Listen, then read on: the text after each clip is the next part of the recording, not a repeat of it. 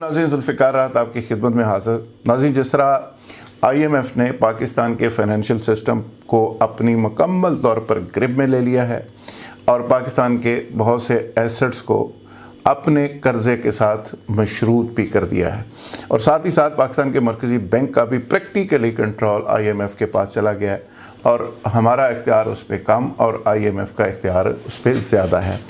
इसी तरह एक ख़बर आपने देखी होगी कि भारतीय शहरी है गीता गोपीनाथ, जिसे IMF में एक ऐसी पोजीशन में लाया गया है। मैं ये नहीं कहूँगा कि ये एक बहुत बड़ी साजिश है, हमें हर चीज़ पे साजिश नज़र आती है। एबिलिटी की बुनियाद के ऊपर कोई भी शख्स कहीं जा सकता है, लेकिन ये इंडियन शहरी है। मोदी के साथ उसकी तस्वीरें, उसका प्रोफाइल सामने आ चुका और वो अब पाकिस्तान के फ़ाइनेंशियल मामलात को मैनेज करेंगी ऑन बिहाफ ऑफ IMF। अच्छा, साथ ही साथ पाकिस्तान के अंदर एक अरसे से, बल्कि जब से ये नई गवर्नमेंट आई, तो इसका कोई प्रोजेक्ट तो ऐसा बहरहाल था नहीं जिसको सेल किया जा सकता, लेकिन इस गवर्नमेंट ने ये क्रेडिट लेने की कोशिश की कि रियल स्टेट के अंदर इन्होंने बड़ी इस्लाहात कर दी हैं। रियल स्टेट को एक इंडस्ट्री का दर्जा दे दिया है, रियल स्टेट को बेहतर कर दिया है, रिफॉर्म्स कर दिए हैं। जो रियल स्टेट के प्रोजेक्ट्स थे, हाई राइज बिल्डिंग्स का जो कवानीन थे, उनको रिलैक्स कर दिया, बेहतर कर दिया है। इसके साथ NOC का जो मामला था उसको ठीक कर दिया है, वन विंडो ऑपरेशन कर दिया, RDA लाहौर ठीक कर दिया, CDA कर दिया, वगैरह वगैरह। तो ये एक तरह से गवर्नमेंट क्रेडिट ले रही थी, लेकिन साथ ही साथ ये कह रही थी कि 44 किस्म की इंडस्ट्रीज़ जो थी वो भी रिवाइव हो गई हैं रियल स्टेट की वजह से। लेकिन अभी बदकिस्मती से FBR को मेरे ख्याल में ये भी अच्छा नहीं लगा, या IMF का कुछ संदेशा और ऑर्डर आया है जो IMF के लोगों की तरफ से डायरेक्शन के नतीजे में FBR के अंदर बैठे हुए जो करिंदे हैं IMF के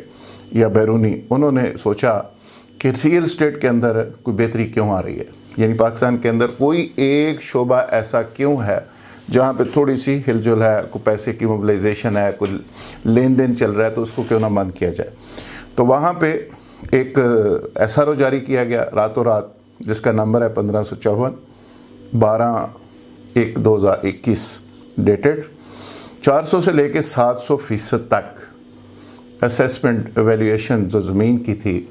उसको बढ़ा दिया गया, जिसके बाद पूरे पाकिस्तान के अंदर 40 बड़े सिटीज़ के अंदर ये FBR ने ये नोटिफाई किया और उसके बाद पूरा पाकिस्तान पैनिक हो गया, पूरी रियल स्टेट पैनिक हो गई। लेन देन जो चल रहा था बंद हो गया, जो सेल परचेज चल रही थी वो बंद हो गई। प्रैक्टिकली ये डिफेंस के एरिए से लेके मुख्तलिफ बाकी सोसाइटीज़ तक इसका दायरा कर जाता है। इस पे सेनेट की कमेटी ने हियरिंग की 6 दिसंबर को। तला महमूद साहब, सेनेटर तला महमूद साहब इस कमेटी के हेड हैं, ये सेनेट की कमेटी पर ख़जाना है, और उन्होंने इस पे बड़ी रिजर्वेशन दी और उन्होंने कहा कि ये क्या मजाक है, इसको फौरी तौर पे रोका जाए। फौरी तौर पे कहा यह जा रहा है कि 15 दिन के लिए इसको सस्पेंड कर दिया गया और 15 दिन के बाद कहा जा रहा है कि FBR इसमें एक नया एजेंडा दे, नए इस्लाहात दे, नए पॉइंट्स दे और अपना केस पेश करे।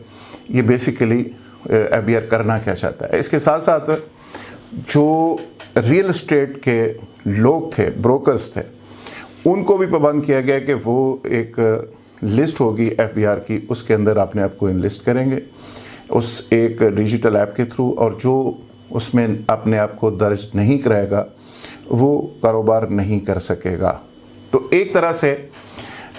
लाहौर DHA से लेके तमाम प्राइवेट हाउसिंग सोसाइटीज़ और तमाम सरकारी हाउसिंग सोसाइटीज़ DHAs, तमाम के तमाम जो डीलर्स हैं वो प्रैक्टिकली काम छोड़ के बैठ गए हैं और वो सब के सब परेशान हैं और वो हुक्मरानों की तरफ देख रहे हैं कि आपने तो रियल स्टेट को इंडस्ट्री का दर्जा देना था, रियल स्टेट को बेहतर करना था और उसके नतीजे में 40-50 किस्म की इंडस्ट्री को रिवाइव करना था। क्या रियल स्टेट की जो इंडस्ट्री है वो भी आपकी दस्तरस से बाहर चली गई है, जैसे स्टेट बैंक चला गया है, जैसे बाकी आपके फाइनेंशियल इंस्टीट्यूट चले गए हैं? तो क्या IMF फैसला करेगी कि लाहौर का कौन सा प्लाट कितने में बिकेगा? और मुझे लगता है कि ये एक स्लोगन नहीं है, ये हकीकत बन गई है और ये ऐसा ही होगा, यानी IMF ही डिसाइड करेगा कि लाहौर का DHA का प्लॉट नंबर फ़लाँ कितने में बिकेगा भी कि नहीं, पड़ा रहेगा या बिकना चाहिए या नहीं बिकना चाहिए, वगैरह वगैरह। फाइनेंशियली हम इस कदर उस IMF के शिकंजे में चले गए हैं, जिस तरह जो सरवर साहब ने कहा कि $6 बिलियन के चक्कर में IMF ने हमसे हाथ और पाँव के सब अंगूठे लगवा लिए हैं। अब इंडियन शहरी जो है खातून, वो पाकिस्तान के फाइनेंशियल मैटर्स को वो देखा करेंगी IMF के दफ्तर के अंदर बैठ के, और एक तरह से पाकिस्तान का जो फाइनेंशियल तमाम ढांचा था जिसकी बुनियाद के ऊपर हमारे जो मौजूदा हुक्मरान हैं वो बात करते थे कि जी हम नया पाकिस्तान बनाएंगे, हम स्टेटस को ब्रेक करेंगे, हम फाइनेंशियली किसी पे इन्हिसार नहीं करेंगे, हम वो कशकोल तोड़ देंगे, हम कर्ज़े नहीं लेंगे, हम खुद इन्हिसारी की तरफ जाएंगे। वो तमाम की तमाम स्लोगन्स, तमाम के तमाम नारे वो एक तरह से बना के वो उसको अब मैं क्या कहूँ, वो मोदी साहब ने सारा कुछ कर करा के और IMF के स्ट्रक्चर ने और मौजूदा सिस्टम ने वो सारे के सारे हुक्मरानों को वापस कर दिए कि ये ले बत्ती बनाएं और पास रखें। और अब इंडियन खातून जो है वो सारे सिस्टम को मॉनिटर करेगी। वो तो एक ब्रॉडर एस्पेक्ट में पूरे पाकिस्तान का फाइनेंशियल ढांचा प्रैक्टिकली हमारे पास नहीं रहा। प्रैक्टिकली IMF के पास हम गिरवी जा चुके हैं, बहुत से हमारे अदारे जा चुके हैं, बहुत सी गारंटियाँ इसमें जा चुकी हैं, बहुत से एसेट्स हमने साथ अटैच करने पे मजबूर हो गए हैं, और बहुत से प्राइसेस जो बहुत सारी मतलब जैसे बिजली की प्राइस है, गैस की प्राइस है, बाकी बहुत सारी है, वो हमारे इख्तियार में नहीं रही। वो IMF डिसाइड करता है कि इतनी बढ़ा दो, इतनी कम कर दो, चूँकि कलेक्शन उन्होंने करनी है, पैसे उन्होंने लेने होते हैं, कर्ज़ा जो देता है फिर वो उसके साथ साथ वो कंडीशंस भी लगाता है। लेकिन जो मौजूदा कंडीशन जिसका मैं आज जिक्र कर रहा हूँ, जो रियल एस्टेट में लगाई गई हैं, ये एक बहुत बड़ा मैं समझता हूँ कि एक बहुत बड़ी ज़्यादती है, और हुक्मरानों को चाहिए कि फौरी तौर पे इस इशू को एड्रेस करें। इसका कुछ भी प्राइस पे करनी पड़े, कुछ भी कंपलसेशन तय करनी पड़े, कुछ भी मोडेलिटीज़ तय करनी पड़े, और FBR के अंदर बैठे हुए IMF के जो लोग हैं उनको समझाना होगा कि अगर रियल एस्टेट कम अज़ कम इस मुल्क में चल रहा है, कहीं से थोड़ा सा रिलीफ आ रहा है, थोड़ा सा कहीं से सांस लोगों का निकल रहा है, तो खुदा के लिए उस सांस को बंद ना करें, उस सांस को निकलने दें। नाज़रीन, आपको हमारी वीडियो पसंद आए तो इसको ज़रूर शेयर करें और बेल आइकन को प्रेस कर दें, और चैनल को सब्सक्राइब ज़रूर करें ताकि आप तक हर नोटिफिकेशन पहुंचता रहे। बहुत शुक्रिया।